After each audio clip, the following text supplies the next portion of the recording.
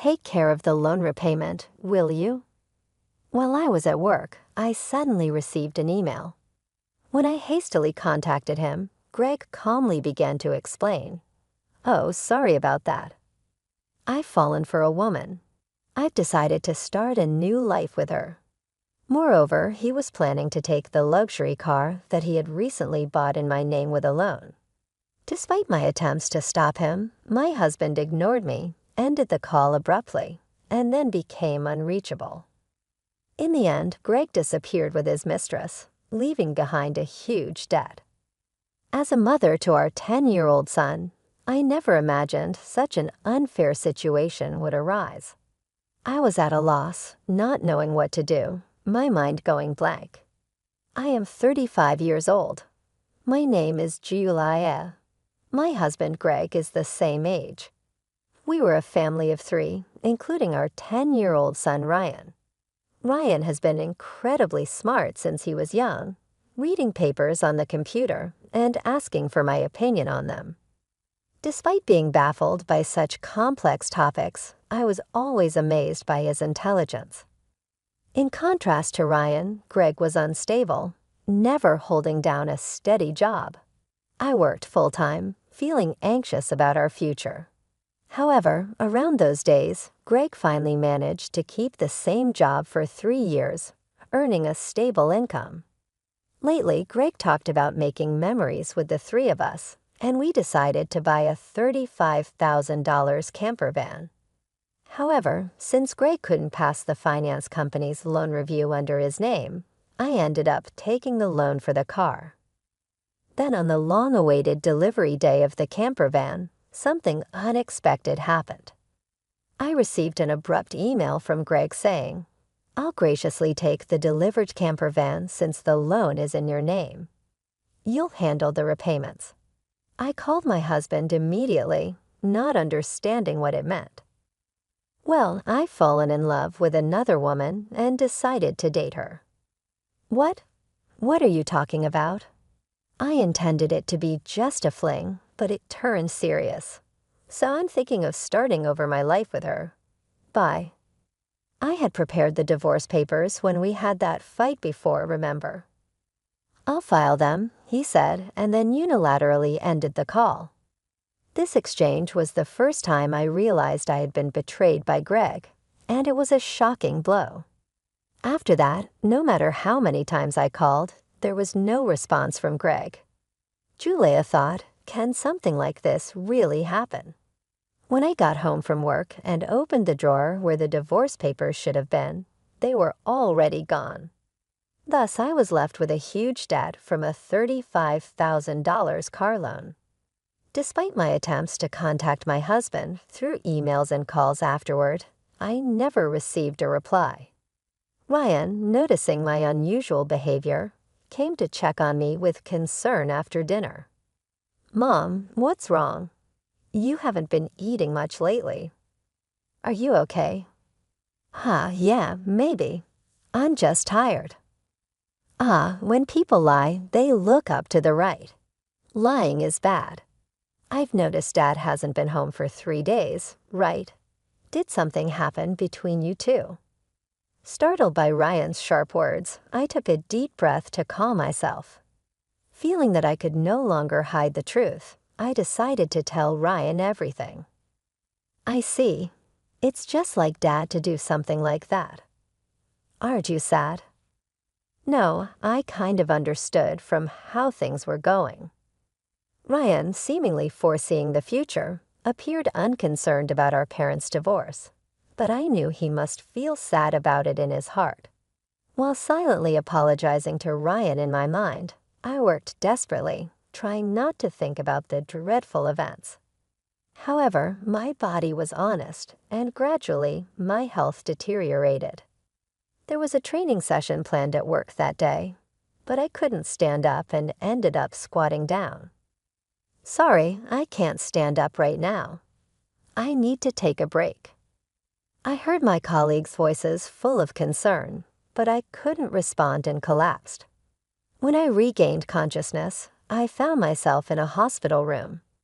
I received a diagnosis from the doctor that I needed detailed examinations, and I was admitted to the hospital.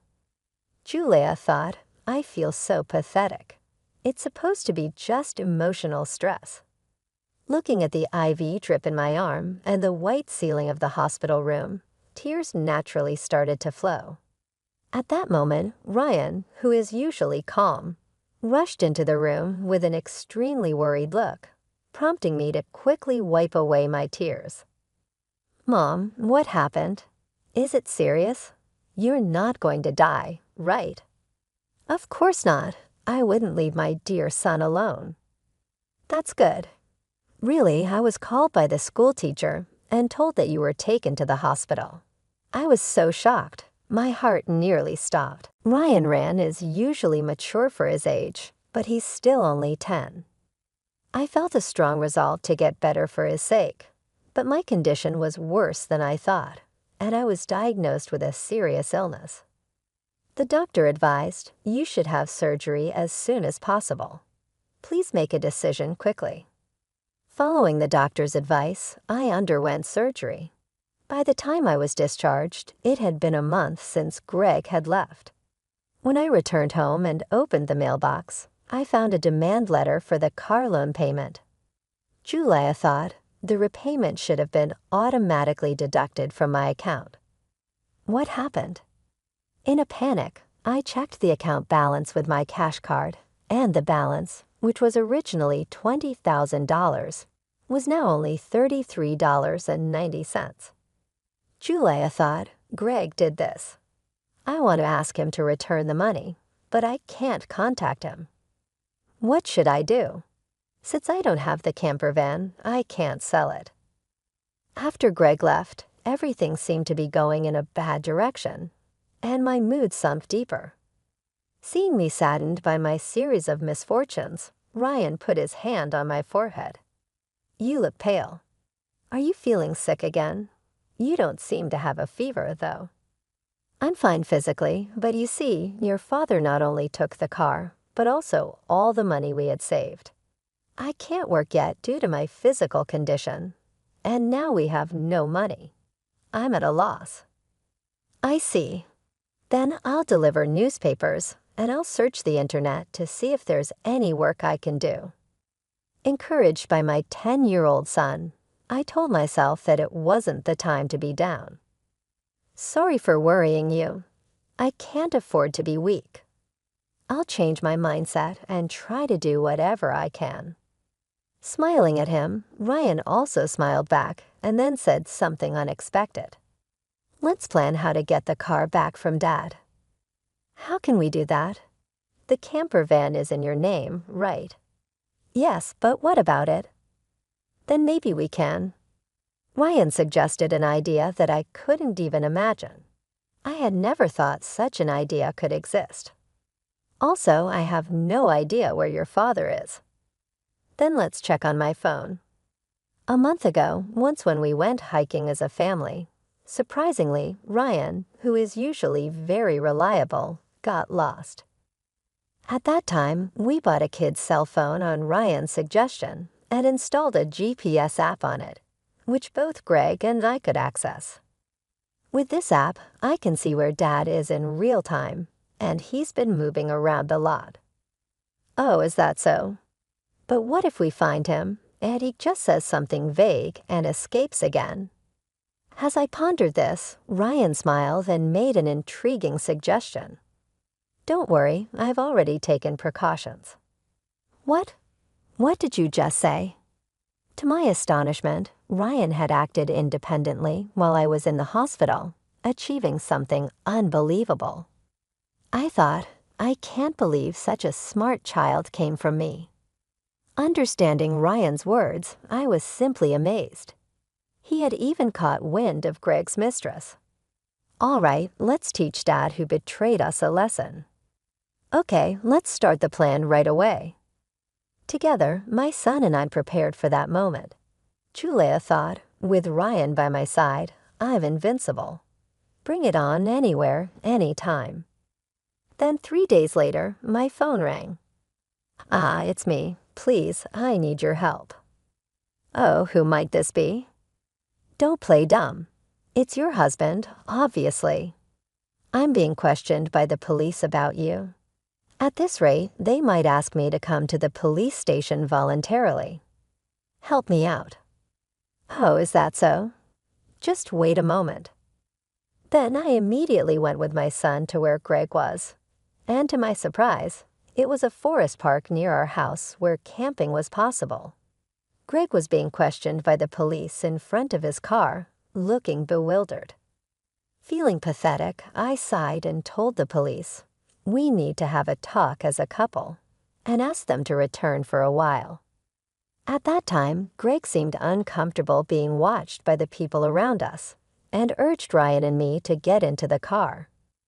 Inside the car, Greg's mistress was sitting cross-legged, glaring at us, but that was no longer important. Sorry about that. Thanks for coming, but why did the police suddenly show up at my place? I don't get it. That's because I filed a report about the missing camper van. What? Why would you do that? It's obvious, isn't it? My car was stolen. Greg, foolishly thinking that actions between spouses can't be criminal, was saying nonsensical things. But the world isn't that naive. You filed for divorce, remember? I forgot. So we are strangers now, and you're driving a stranger's car without permission.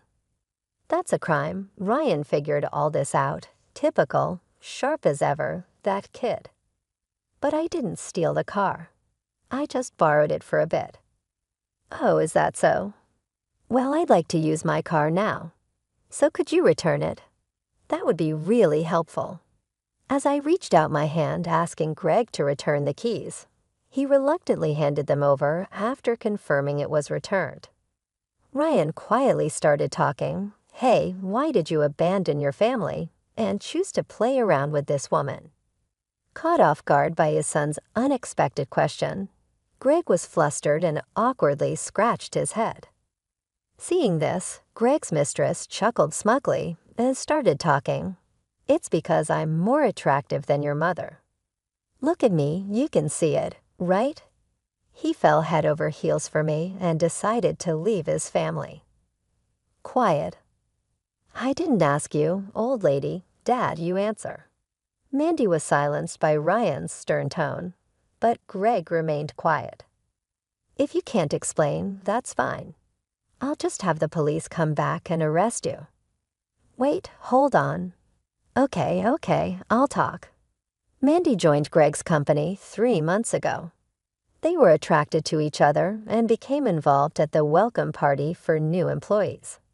Later, it was discovered that Mandy was pregnant, and Greg decided to start a new life with her, leaving us behind. Why did you take the camper van? I quit my job and thought about selling the car for money. But it seems like you were using it quite a bit, weren't you? I thought it was a waste to sell it right away, so we decided to go on a trip. Wait, how do you know all this? Remember when Ryan got lost? After that, as a precaution, we bought him a kid's cell phone and installed a GPS app. Did you forget we installed it on your phone too? So I knew where you were all this time. By the way, I later found out from Ryan that he had pretended to get lost during our family hike because he wanted a cell phone. I was amazed at Ryan's ability to think and act so strategically. I suspected something was off with Dad, so I came up with this plan to monitor his actions. You really are a terrifying child. I will never become an adult like you, Dad, who betrays important people without a second thought. Greg, faced with the hard truth Ryan told, was a pitiful adult unable to offer any rebuttal. In contrast, seeing Ryan, only 10 but able to think and speak his mind firmly, gave me a sense of strength as a mother. I felt I couldn't lose, especially in settling things properly.